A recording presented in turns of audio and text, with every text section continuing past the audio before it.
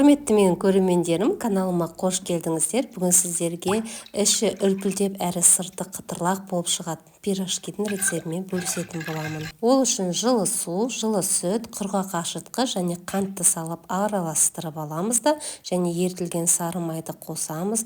Тұзды ұнға қосып араластырып, ұнды екі бөліп қосып, жұмсақ қамыр илейміз. Қамырымызды жұмсақ етіп илеп алғаннан кейін аздап сұйық май қосып, қамырға толық жағып шығып, ас пленкасымен және орамал жауып, жылы жерге 1 сағаттай көтерілгенше қалдырамыз. Қамыр көтерілгенше салмасын дайындаймыз. Кез келген салма жасауға болады.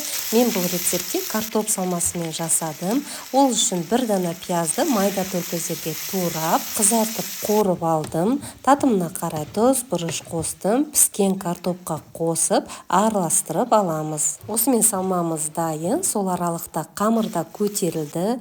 Қамырды бірнеше бөліктерге бөліп алып, дөңгелетеміз және бетін жауып қоюды ұмытпаймыз. Қамырдың бетін жаппасаңыздар, қамыр кеуіп қалады, пирожки піскен кезде әдемі болмай қалады. Қамырды шетінен алып жайып, салмасын салып, түйіп, бекітіп аламыз. Видеоға мұқият болсаңыздар, мен 2 қайтара бекіттім және бекіген жағымен төмен қаратып қуырсаңыздар, ашылып кетпейтін болады. Достар, каналымның дамуына үлестеріңізді қоса отыруларыңызды сұраймын. Ол үшін алдымен каналыма тіркелмеген болсаңыздар, төменде қызыл подписаться батырмасын басып, қоңырауша белгісін бассаңыздар, ең алғаш болып жүктелген видеоларымды көре аласыздар.